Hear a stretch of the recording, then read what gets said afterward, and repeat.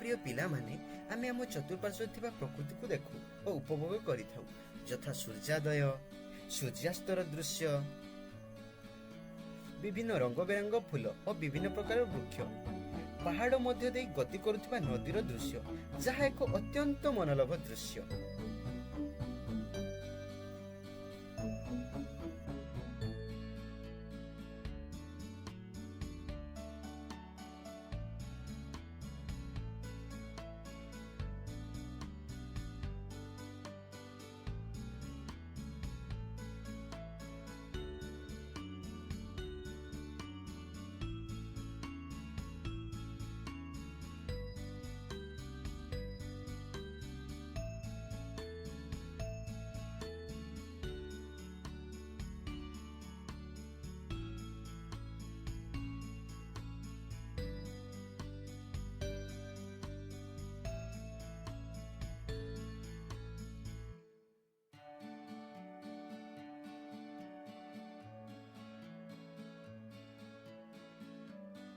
विभिन्न प्रकार रंग बेरंग विहंग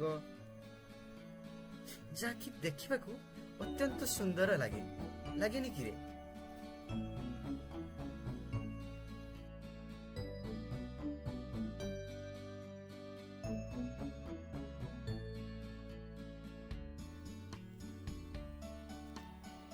आउ कौन ना रे आहुरी अनेक विभिन्न प्रकार पशु जो मानक कि देखा मते अति सुंदर लगे लगेनि कि रे?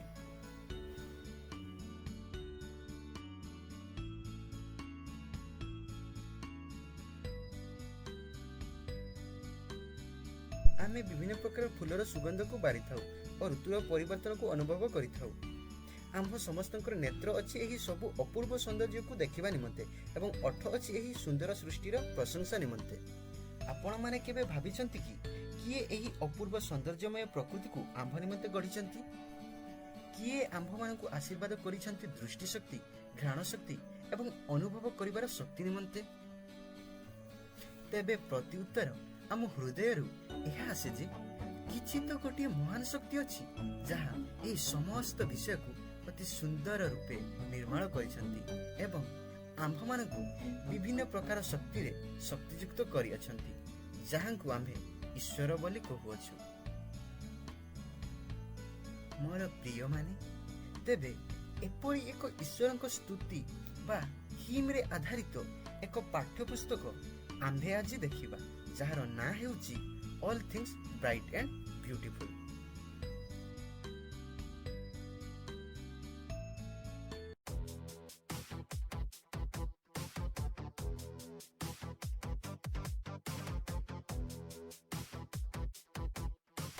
विषयटी पढ़िबा पूर्व स्वागत करुछि मो चैतन आपण मानकर कमरेड मो कमरेड को लेट्स लर्न समथिंग। तेबे काल विलंब न करी आसंतु स्टार्ट करिवा आजिर सेशन। तेबे पिले आज आमे पढ़िबा को जाउछु आपणकर 10 क्लास रो first poem all things bright and beautiful जहार कवि हेउचंती C.F. अलेक्जेंडर। तेबे फर्स्ट ऑफ ऑल आमे कवि को विषय रे जानिबा। तेबे Cecil Francis Alexander was born in Dublin, Ireland in 1818. She is a famous hymn writer and poet. Her famous works are Hymn for Children, Christmas Carol, Once in Royal David City, Verses for Holy Season. This poem is included in Hymn for Children. वर्तमान यह को ओडिया रे बुझिबा। Cecil Francis Alexander was born in Dublin, Ireland in 1818. तेबे Cecil Francis Alexander Dublin city रे जन्म ग्रहण करथिले जहा कि आयरलैंड रो capital as well as largest city of Ireland. ना केउ मसिया रे 1818 मसिया रे। She is a famous hymn writer and poet. तबे पिले एठी नोटिस करो सी प्रोनाउन टी यूज हेची जहा कि ଫିମେଲ କୁ ଦର୍ଶାଇ ଥାଏ। ତେବେ ସେସିଲ ଫ୍ରାନ୍ସିସ୍ ଆଲେକ୍ଜାଣ୍ଡର ଜଣେ ମହିଳା ଥିଲେ। Her famous works are hymn for children, Christmas carol, once in royal David city, verses for holy season. ତେବେ ତାଙ୍କର ପ୍ରସିଦ୍ଧ ରଚନା ଗୁଡ଼ିକ କଣ ନାରେ ହିମ୍ ଫର୍ ଚିଲଡ୍ରେନ୍, ଯେଉଁଠାରେ ଛୋଟ ପିଲାମାନଙ୍କ ପାଇଁ ସେ ଈଶ୍ୱରଙ୍କ ସ୍ତୁତି ସମ୍ବନ୍ଧରେ ଲେଖିଛନ୍ତି। କ୍ରିସମାସ୍ କେରଲ ଅର୍ଥାତ୍ ବଡ଼ଦିନ ଉତ୍ସବରେ ଗାଉଥିବା ଆନନ୍ଦର ଗୀତ। Once in royal David city, verses for holy season ଇତ୍ୟାଦି। This poem is included in hymn for children. ଏହି ପୋଏମ୍ଟି ହିମ୍ ଫର୍ ଚିଲଡ୍ରେନ୍ରେ ଅନ୍ତର୍ଭୁକ୍ତ କରାଯାଇଛି। ଅର୍ଥାତ୍ ଆମେ କହିପାରିବା କି all things bright and beautiful ପୋଏମ୍ଟି ହିମ୍ ଫର୍ ଚିଲଡ୍ରେନ୍ରୁ ଆସିଅଛି। All clear? ଏଠାରେ ଇମ୍ପୋର୍ଟାଣ୍ଟ ୱାର୍ଡ ହେଉଛି ଫେମସ୍ ମାନେ ପ୍ରସିଦ୍ଧ ବା ବିଖ୍ୟାତ, ହିମ୍ ଅର୍ଥାତ୍ ସ୍ତୁତି ବା ଭଜନ, କ୍ରିସମାସ୍ କେରଲ ବଡ଼ଦିନ ଉତ୍ସବର ଆନନ୍ଦ ଗୀତ, ରୟାଲ ମିନ୍ସ ରାଜକୀୟ, ଭାର୍ସ ମିନ୍ସ ପଦ୍ୟାଂଶ ବା ପଦ୍ୟ, ହୋଲି ମିନ୍ସ ପବିତ୍ର। Then we move on to your first stanza. All things bright and beautiful, all creatures great and small, all things wise and wonderful, the Lord God made them all। तेबे प्रथमे first line को बुझीबा। all things bright and beautiful, प्रत्येक जिनिस उज्ज्वल एवं सुंदर। all creatures great and small, प्रत्येक प्राणी प्रधान बा महान एवं क्षुद्र। all things wise and wonderful, प्रत्येक जिनिस ज्ञानी एवं आश्चर्यजनक।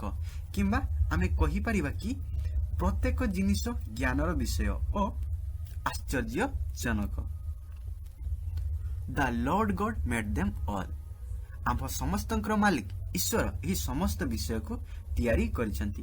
तेबे एठारे थिंग्स कहिले जिनिस को बुझाए।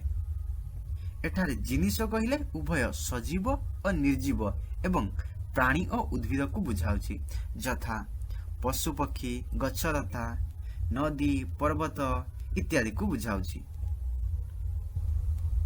एबे याकू आउ थरे कविंको भाषा रे बुझिबा। All things bright and beautiful, प्रत्येक जिनिस उज्जवल एवं सुंदर। यार अर्थ होछि ईश्वरଙ୍କ प्रतिटी सृष्टि बा रचना अत्यंत सुंदर। All creatures great and small, प्रत्येक प्राणी महान एवं क्षुद्र। तो प्रत्येक प्राणी महान किपरि ताहा बुझिबा। तेबे ईश्वर प्रत्येक प्राणी को किछि यूनिक पावर प्रदान करिसंती, जेपरि पक्षी को उड़ीबा निमंते डेणा, हाथी को बड़, मनुष्य को विचार करिबा निमंते बुद्धि, एपरि समस्त को किछि ना किछि यूनिक पावर प्रदान करा जायछि। एबे आमे जदी देखिबा आपण मानक मध्य रे भी कहार मैथ भल हुए तो आउ कहार एमाइल भल हुए, आउ कहार नाच भल हुए, आउ कहार गीत भल हुए, आउ कहार कहार खेल मध्य भल हुए। एही परि एणु प्रत्येक प्राणी निज निज भितर ही प्रधान बा महान, कहारी को कहारी सहित तुलना करा जाई परिबो नाही। आउ कोन नारे प्रत्येक प्राणी महान एवं क्षुद्र। ईश्वरଙ୍କ सृष्टि रे आभे समस्त क्षुद्र, केही बड़ नाहु। एबे थर्ड लाइन को जिबा। All things wise and wonderful, प्रत्येक जिनिस ज्ञानी एवं आश्चर्यजनक।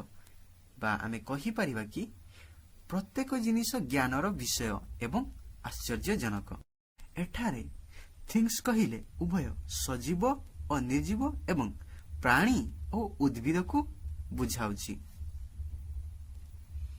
ईश्वर जहा सब सृष्टि करिसंती समस्ते ही ज्ञानी एवं प्रत्येक जिनिसरु आमको किछि ना किछि शिखिबार अछि, जेपरि पिंपुड़ी ठारू समयानुवर्तिता, बिलाती कुकुर ठारू साहसिकता, वृक्ष ठारू परोपकारिता, आउ निर्जीव मानक मध्यरे जेपरि नदी ठारू धीर पानी पत्थर काटे।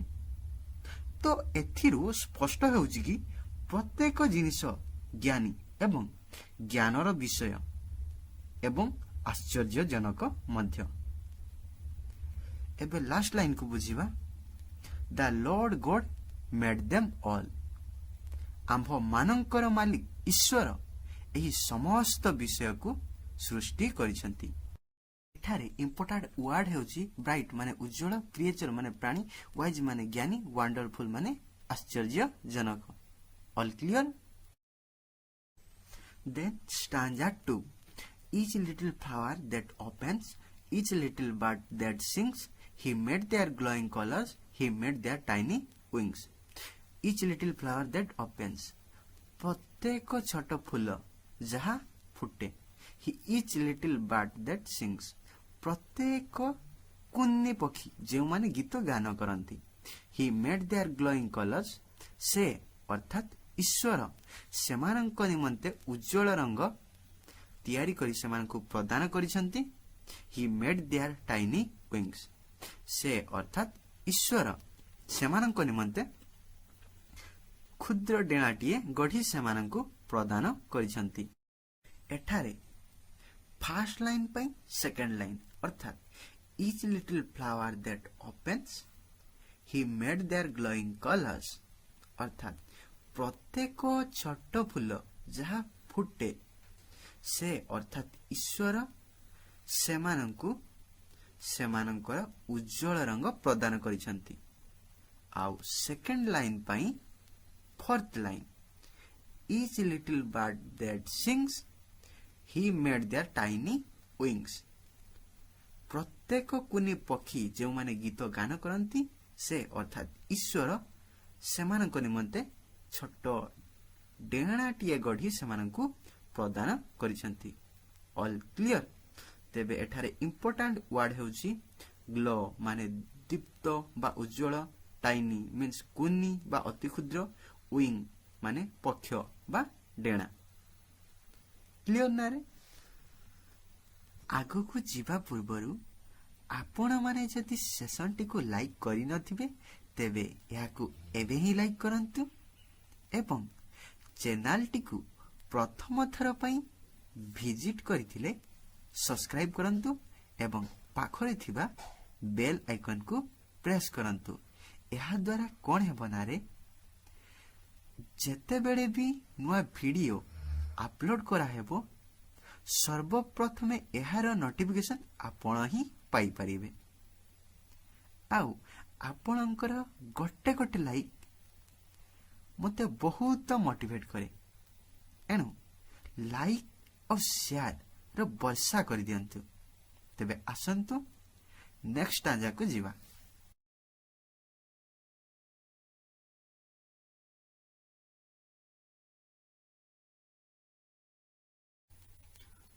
The purple-headed mountain, the river running by, the sunset and the morning that brightens up the sky। तो फर्स्ट लाइन को प्रथमे बुझिबा। The purple headed mountain, purple रो अर्थ होची नील लोहित बा बैगणी वर्ण, हेडेड अर्थ शीर्ष रे, माउंटेन माने पहाड़ बा पर्वत। एथि पई प्रथमे ग्लोसरी को जीवा। Purple headed, the rays of setting sun make the mountain top appear purple, that is bluish red. एटी कौन कहिछि ना रे, ना सूर्यंकर सूर्यास्तर रश्मि पहाड़र शीर्ष को नील लोहित वर्ण करे बा ब्लूइश रेड कलर करे, तो सेटा को ही पर्पल हेडेड माउंटेन कुहा जायछि। अर्थात पहाड़र शीर्ष रे थिबा नील लोहित वर्ण।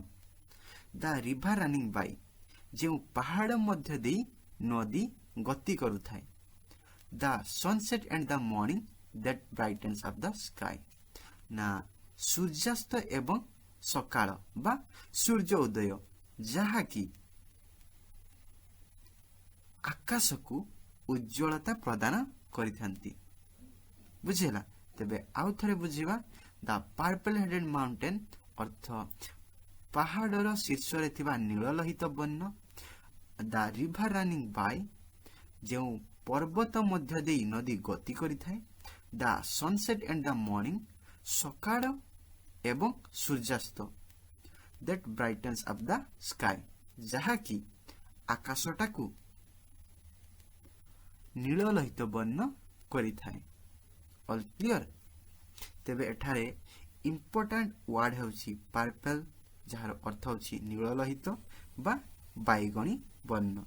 सनसेट सनसेट माने सूर्यास्त।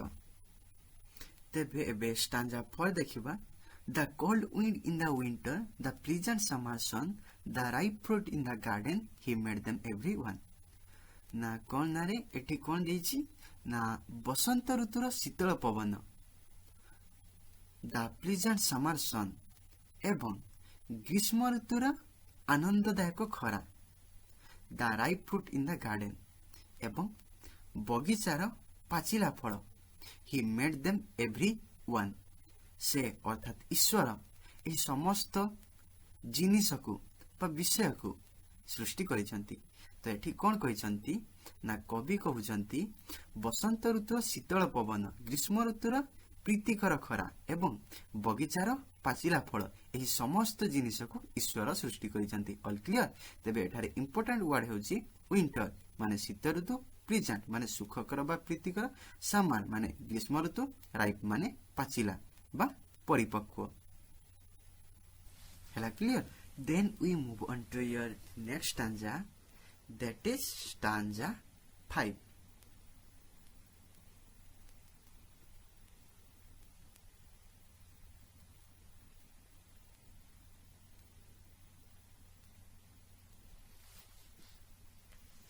The tall trees in the green wood, the meadows where we play, the roses by the water, we gather every day.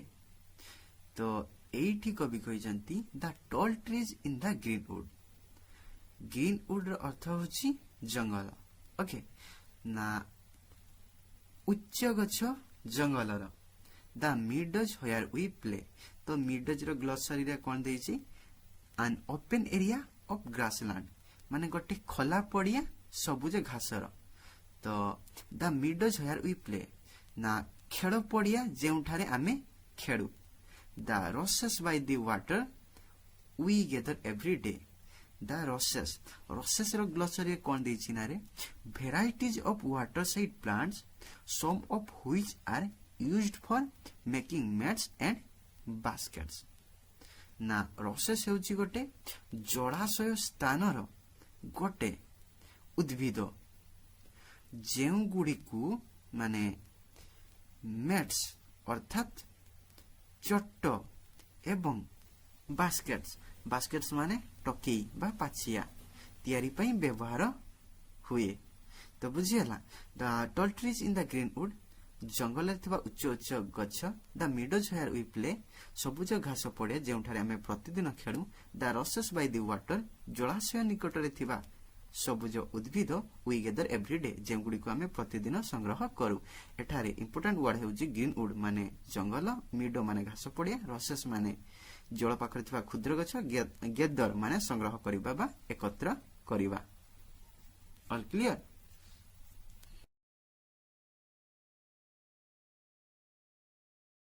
Then stanza 6 which is your last stanza. तबे एहा को पढिबा। He gave us eyes to see them and lips that we might tell.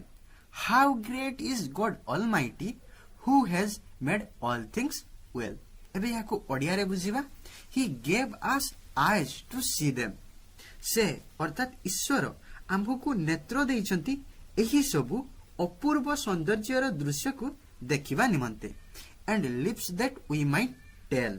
एवं अर्थ देइछंती कथा कहिबा निमंते, अर्थात ईश्वर को सृष्टिर प्रशंसा निमंते। How great is god almighty, केते महान आम मानकर ईश्वर सर्वशक्तिमान। Who has made all things well, जे कि प्रत्येक जिनिस अति सुंदर रूपे गढ़िछंती। All clear. तेबे एठारे इंपोर्टेंट वर्ड हेउछि ग्रेट माने महान बा प्रधान, ऑलमाइटी माने सर्वशक्तिमान। एही परी अनेक एजुकेशनल वीडियोस पाइबा पई आपण माने आम सहित जड़ित होई रुहंतु। तेबे at the end I hope all of you enjoy your first poem. If you are first time visit this channel, do subscribe and press the bell icon for getting all new notification and do not forget to do like, comment and share. I will be back with your next topic. Thank you everyone.